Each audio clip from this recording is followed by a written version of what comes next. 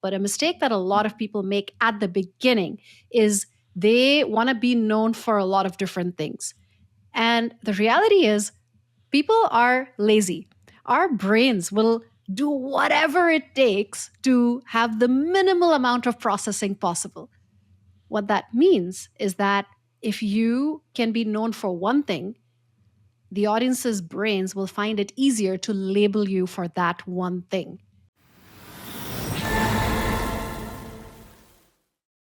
Welcome back to Land the Talk, and boy, do we have a treat for you today. I have public speaking coach extraordinaire. Nausheen Chen is in the building. Nausheen, welcome to the show. Thank you so much, Robin. That was such a great intro, and I am really excited for this conversation. Yes, I'm pumped too. I'm a big fan of your work. I've been following you for a while. I love what you're doing on LinkedIn. And also, I love how you've really honed in on the public speaking community because there are not enough folks who are really supporting speakers. So I'm just grateful for you as a speaker, but also as a podcast host. I'm excited about the value that you are about to provide. Awesome. Thank you. Thank you. So let's get into it. Yeah, let's jump right into the value. A lot of people go into like, hey, where were you born? And like for me, like I'm sure we could share her bio if you guys want to know that. But I want to just start with your journey as a public speaking coach. What made you decide to become a public speaking coach? It's a funny story. So the reason why I became a public speaking coach was because I was so unhappy doing everything else. I was a filmmaker back in China. So this was about 3 years ago. I was doing my own thing. That was the very first business I ever founded. But I never felt like a filmmaker. I never had that dream of being that creative visionary who would bring these visions to life. What I did like was working with my on-screen talent, especially people that weren't trained to be actors. Because very often in my work, I would do things like corporate documentaries or help founders create their first video to put on Kickstarter. And that's when I realized a lot of these founders, entrepreneurs, and senior folks in companies, they do well when they speak to their teams. They're fine, they're confident, they're capable. But as soon as you put them on camera, as soon as the spotlight turns on, they freeze. They become robotic, pale versions of themselves. They just don't know how to translate their ideas, their vision, their personality into the most impactful video, into the most impactful talk. That's where I first started picking up that could be my strength, that could be my superpower, because I have been speaking on stages and speaking on camera for over 17 years, and just for the passion of it. It was never something I earned a living from, but I would find my way to all kinds of stages that I could speak on, from hosting indie film exhibitions to doing open mic storytelling events to hosting networking events and then being on the TEDx stage 3 times.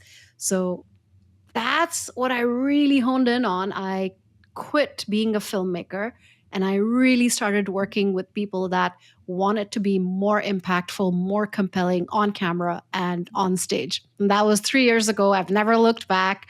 And the more work I did in the public speaking space, the more I realized that people really fear the spotlight. They really shrink and become these versions of themselves that they just don't feel proud of seeing. So that's my mission, to make sure that every single person, when they speak on stage or they speak on camera, they can feel proud of watching themselves back.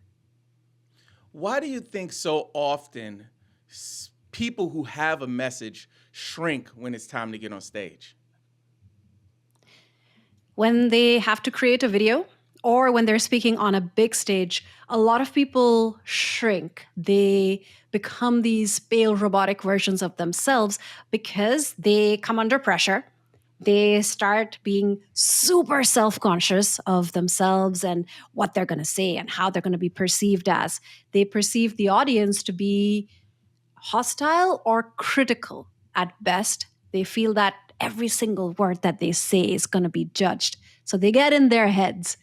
And because public speaking or speaking on camera is not something a lot of people do very often, the few times that they do it during the quarter, during the year, every single time feels like they're doing it for the first time.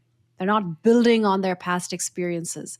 The more you are in your head, the less effective you're going to be in engaging with the audience. So that's really what happens there when you fail to be your true self, fail to bring all of you to the camera or to the stage because you're just in your head and you have this fear and these inhibitions holding you back.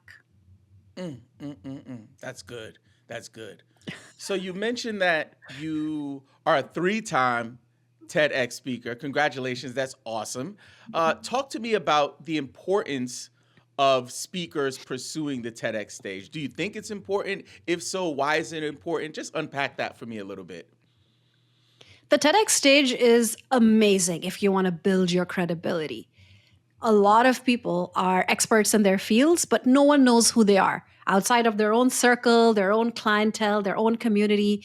The wider audience, the wider world doesn't know who they are. So if they really want to step up their influence, if they want to become the thought leaders that they are and be known for their thought leadership, then the TEDx stage is one of the best stages you can be on, because it's not just about who's there in person listening to your talk.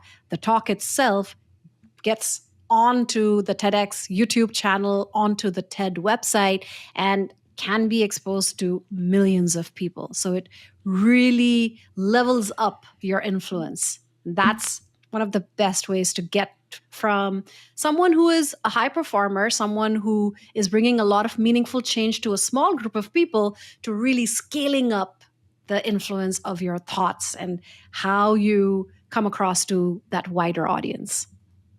Very nice, very nice. So, you mentioned being an expert in your field.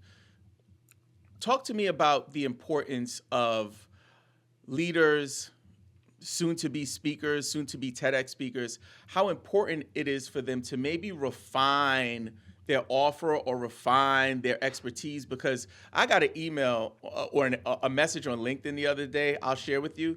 Somebody was running down the list of things that they do and was like, Robin, can you help me with my price point? And I'm like, can you pick the thing? You know what I mean? So is it beneficial for folks to have like multiple offers that they speak about, or would you recommend for folks to fine tune and refine their offer and their expertise?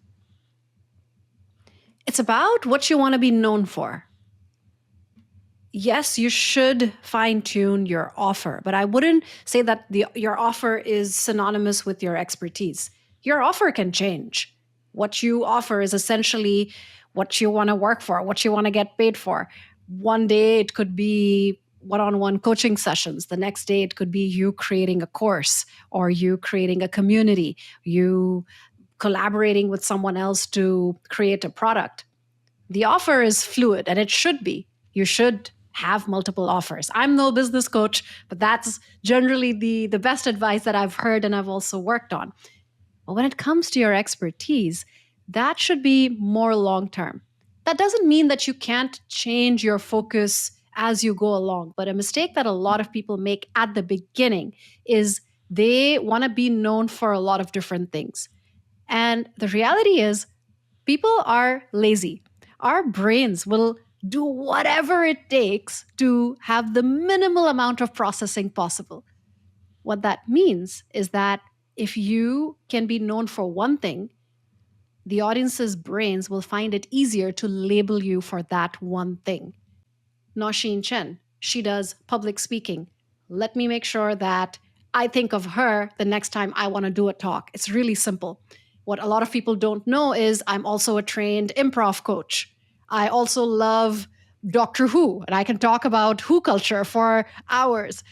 Those are not things that I talk about online because I don't want to dilute focus. I don't want to draw attention away from the thing I want to be known for. This is the one thing that a lot of people struggle with because, of course, in reality, we have multitudes. We are all very multifaceted, and we want to talk about our passion for this one thing and our expertise in this other thing and how we love doing this third thing that we are really good at. But if you try to be that all rounder, if you want to be known as more of a generalist, it's a much, much harder path to thought leadership. Struggling to find time for social media? Unsure how to make it work for your brand? Do you feel like you're getting left behind? Guess what? We help busy leaders like you take the guesswork out of social media. From full service solutions and fractional strategy support to award winning video production and quarterly audits, we handle the heavy lifting so you don't have to. Imagine having a social media presence that drives results without sacrificing your time or energy. We're only accepting a few clients this year, so don't wait. Visit bit.ly/Robin for hire to hop on a free call to see if we'd be a good fit for each other. Again, that's bit.ly/Robin for hire. So let's unpack that just a little bit. So if someone has this tool belt of skills and expertise, maybe through their professional journey, educational journey, whatever it is, however they got all of these skills, and they're trying to pick one to be known for, what advice would you give to that person? This is exactly where I was at 3 years ago. How do I pick the one thing that I want to be known for? So I was at this crossroads. I had a business, a filmmaking business that was doing well, but I didn't feel fulfilled by it. I felt overworked and burnt out and not like I was really living my true purpose. I just didn't know what the purpose was. So I came across this Japanese concept of ikigai, which a lot of people might be aware of. You might have heard of it. And it was a beautiful way to figure out what is it that you're already good at. So, what are the skills that you have already? What is it that you derive true happiness and satisfaction from? And all of your skills may not lead to that. For example, I can create short films, but I don't feel fulfilled by that. I have the skill set, doesn't make me happy. So, what do you have the skills for? What makes you happy? And the third thing, what does the world need? What do people need? What do they want? I could be really good at training people to do improv and I could derive a lot of satisfaction from it. But if I can't see myself making a full time living off of it, then that's not the ikigai. That's not the one thing that I can really throw myself into and make a living off of.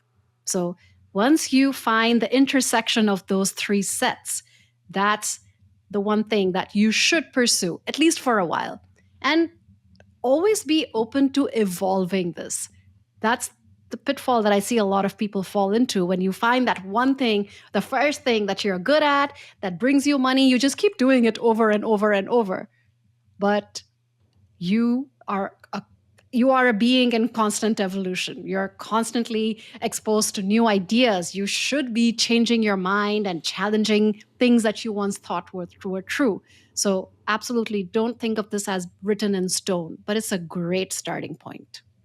So I know you're super active on LinkedIn. Talk to me about why speakers and leaders should get active on LinkedIn in 2025 and beyond. LinkedIn is the best way to grow your influence, grow your community, and of course, grow your business. And that's something that a lot of people take for granted. Just because you might be getting referrals right now, just because you're getting clients right now, that doesn't mean that it's guaranteed that you will continue to do that 6 months or a year down the line. So, LinkedIn is a great way to get that community in place that will always be there, that will create that demand for your expertise. So, absolutely, LinkedIn is essential, I feel, for anyone who wants to create a business and who wants to be in demand as an expert. And Yep. one of the things that you should be looking at doing on LinkedIn is creating video content, especially now. For those of you listening who may not be aware, LinkedIn is really pushing video content this year in 2025. They have a new video tab. They basically aspire to be the TikTok for professionals. So if you can create videos based on your expertise, based on what you can teach people, based on what you've learned in your own life that you can share and help someone go through challenges in a simpler way, simplify someone else's life because you've learned lessons the hard way, those videos are gold. They can really propel your thought leadership. Love it. So I know you are very, very active on LinkedIn. How long have you been Mm. on the platform? For about 3 years, the Okay. same time that I was doing this Ikigai exercise, I also realized that I was exactly in the place that I was telling you about, where I was an expert, but no one outside of my circle of clients knew about me. So the first challenge was, how do I get my name out there? How do I get people to recognize me as being an expert or having expertise in this field that I've been working in for 17 years? So that's when I started posting on LinkedIn. I had till then basically had a dormant account for many, many years, for maybe more than a decade. So I first had to revive the dormant account. I started writing about everything I could think of. So at first, I didn't really have a focus. I was still in the process of figuring out what should my next steps be. And LinkedIn itself was quite instrumental in helping me figure out that public speaking should be the niche that I should go for, because I started talking about the books that I'd read, the opinions I had on the last election, and on public speaking, because that was one of my passions. And the public speaking stuff got the most traction immediately. That's when people started noticing me and they saw that, oh, there's this new person who's just talking about stuff that she's done over the last 10, 15 years. We've never heard from her, but it seems like there's something there that could help us. And that's how I started organically getting a lot of interest in how people could work with me. That's good. That's really good. So 3 years ago, if you had to restart and come back to that moment today, you were like dropped back in time and you said, you got to do it all over again. What could you give us the play by play so that way folks who are in that, in that season of their journey, if they were starting on LinkedIn today, what advice would you give your old self and essentially folks who are starting from scratch? So, if you're starting on LinkedIn from scratch, the number one thing that you should do is figure out what you want to be known for, and then research the heck out of it.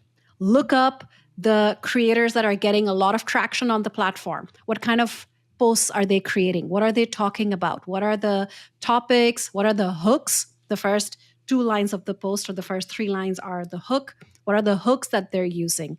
What kind of formats are they using? Are they using images or videos or carousels? Are they creating a lot of live events? So do that research. That's absolutely step 2, and it should take you a while to do that. Step 3 is getting your profile in order.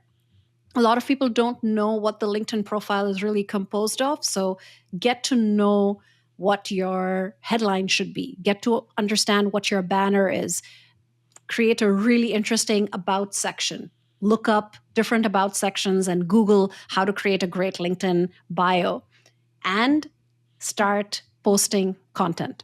The first mistake I made on LinkedIn was I didn't realize that A, you had to post content regularly, and B, you had to engage on the platform. I would just post things and hope and feel entitled almost to people reading them. And I would be surprised, why is no one reading my stuff? It's so awesome. Then I realized it was because I wasn't engaging on the platform. So that's absolutely steps 3 and 4. Understand what kind of engagement works, understand who to engage with. All engagement is not equal. So create a list for yourself of the very active creators, both in your industry, but also active creators in general who can help propel you into different audiences. Once someone comments on your post on LinkedIn, their network also has visibility on your post, which means that you want people from different networks and maybe even different industries to come and comment on your posts. So it's really it. You just do these few steps and then you look at the data that you're getting. Aim to post at least 5 times a week if you really want to grow. and look at what does well. How can you do more of what does well and less of what doesn't work? Just look at all your results as data. Don't compare yourself to anyone else, which is really hard, but absolutely essential. Just look at how your content is doing and how you can keep improving, and you'll absolutely grow your influence and also your business. This is going to blow your mind. Data from the U.S. government's National Child Abuse and Neglect Data System found that over 3 million child abuse cases are reported every year. That's why we are supporting MOSAIC Georgia.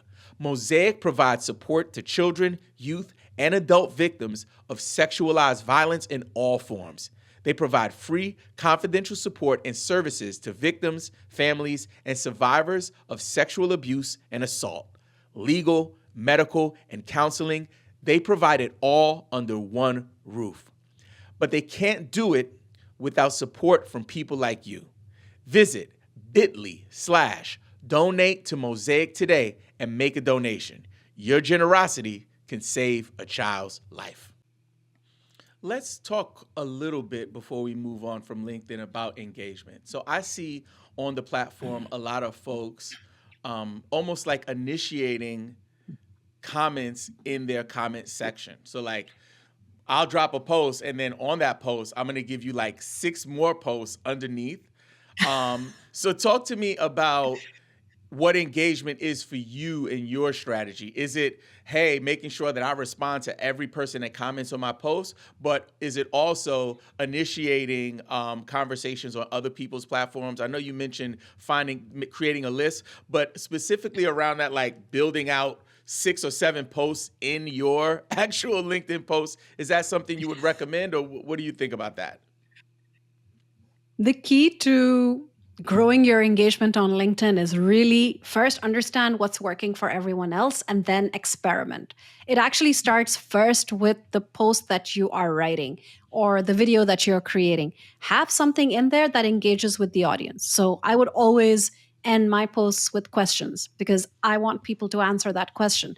It gives people a very easy way to respond, to interact, and you'll notice that the more specific you can be, the more likely it is for someone to respond. People don't really like vague questions like, how are you dealing with your challenges this year? It's such an open-ended, vague question. I'm not going to write a comment based on that, but do you have one challenge that you want to tackle? Yes or no? Much more specific and closed question. Then you just get a lot of people saying, yes, this is my challenge. Yes, this is my challenge. So think of how you can pose questions in your content that first trigger that engagement. And then, yes, the approach that you're talking about, having a lot of comments that you add yourself in your post, once it starts going, once you actually have people coming and commenting, don't just be talking to yourself in the comments. That works as well. And of course, going to other people's posts and sharing your point of view on their content. That's another type of engagement that doesn't directly get you comments, but it stirs up interest. Because again, if you're first starting out on LinkedIn, if you're starting from scratch, the first thing you want to do is get people to know you and then trust you. And you do that by showing up for the community, not just for yourself. That's good. That's good. This is a master class. I hope y'all taking notes out there because I'm over here. My paper is looking crazy right here. I want to say before we move on from social, so we're good with LinkedIn, but for social, like that's my field. Like I'm in this field all day. I do it for my day job. I do it for my business. I do it for my friends and family. I just launched my son's page, which is really fun for him as a basketball player. He's like a superstar, right? He's really feeling himself. But what other platforms would you recommend, especially with all of this stuff happening with TikTok? There's a new, there's all kinds of new platforms popping up. Where are you focused, but also where would you recommend folks to put their energy if they're already committed to being on LinkedIn? What would be your second platform? YouTube. YouTube would be the second platform that I would recommend people to go on because YouTube is basically a search engine on its own. Very often, you're not even going to go on Google. You're going to go on YouTube and ask, how do I do this? The best way to do this? How do I solve this problem? Why? Because people love being shown stuff visually. Very few people are going to go and read a 1,000 word article on how to do something, but they might watch a 15 to 20-minute video that would actually maybe even use more than 1,000 words. But because it's visual, because it makes things easy to understand and grasp and comprehend and remember, it's such a powerful platform. It is also the most intimidating platform, because if you are already intimidated by the idea of creating a short video, then creating a longer video is way scarier, because not only do you need a great hook, but you also need to keep people engaged for a longer period of time. But if you can turn that intimidation into curiosity, if you can again take the same approach, and again, I am no YouTube expert, I am also looking to expand my presence on it this year, but that's the exact playbook that I'm following, where I'm looking at what are other people doing, both in the same niche, but also outside of the niche. What is getting attention? What do people really want to learn about public speaking, about speaking on camera, about confidence? And how can I add my own spin on it? How can I make this content unmistakably mine so that people watch it and they don't think that it's just person XYZ? So it takes longer, but it absolutely pays off if you can build your presence on YouTube. Mm, mm, mm, mm. So we have a bunch of speakers and leaders out there who are struggling to take that step to start their journey, right? So my question to you is, what are some of the challenges that you see preventing these folks from taking that next step? And when you talk about next step, do you mean the next step on socials or on in their I'm talking business? about now just in their journey as a speaker, as a leader, to even like turn the ignition on their journey to their project or the thing that they're working on. I can talk about this from the point of view of speaking. So very often I'll come across a lot of people who say, Nausheen, I know that I need to be on podcasts and I need to speak on stages, but I always say no. They turn down opportunities because they're not confident of performing on bigger stages or in front of a bigger audience. And that's the one thing that holds them back. It could be the quest for perfectionism, because they know that they've pursued excellence and perfectionism in their industry, in their area of expertise. So they want to be perfect when it comes to social media. They want to be perfect when it comes to speaking on a podcast or speaking on a stage. So that perfectionism is absolutely a dream killer. It absolutely holds you back from taking action. I know, because I was there. Before I started posting on LinkedIn, I had been thinking about it for many years. For 2 or 3 years, it was just in my head, and I didn't take a single step towards it because I wanted to be perfect. I wanted to make sure that whatever I posted was absolutely amazing and it would be the next viral thing and it would propel me into this superstar. And of course, that doesn't happen. It doesn't happen overnight, and it doesn't happen at all if you don't take that first step. So, quest for perfectionism is absolutely the number one challenge that I see people struggling with. The second one is expectations. So, letting the expectations of others weigh them down. This is something I've seen with folks that struggle to take that next step. So they've taken one step. They are already posting on LinkedIn, for example. They're creating written posts. They're maybe sharing images of their work or themselves, but they struggle to go to that next level of creating videos, of doing live events, of doing podcasts, and eventually going on bigger stages and speaking. They understand that to really be influential thought leaders, they need to show more of themselves. They can't just get by with showing static images. That only gets you so far. But they struggle with that next step because they've already started building their reputation online, and they don't want to let people down. They don't want people to feel like, oh, wow, that was a disappointing video this person put up. I should not have followed them in the first place. The truth is that the audience only wants to learn from you. They don't really care if your lighting isn't great or if you're not able to make your point in the most succinct way. Yes, you should learn to speak in a compelling way because that will help you improve the qualities of your videos, improve the quality of the way that you speak on stage. But don't let the fear of not being amazing stop you from taking that first step. Mm, mm, mm. Well said and received. That is good. Listen, this has been one of my favorite episodes, and I want to make sure to give you some time to maybe share what you're working on next and how folks can get in contact with you. We'll also share everything in the description and show notes of the episode. The floor is yours. Awesome. Thank you. So I work with folks in two ways. One is through one on one coaching, and that's very select. I only take on a few clients a month where we really work on refining the way that they show up and making sure that they're their most confident, compelling, influential selves. And then I'm actually working on this exciting program, which might be online by the time this is online. Let's see. That's more for the wider community where the goal is to create a very dynamic public speaking community that people can join and practice whatever it is that they're working on, become better speakers, become more confident, and make sure that we provide that motivation and that accountability that's usually missing.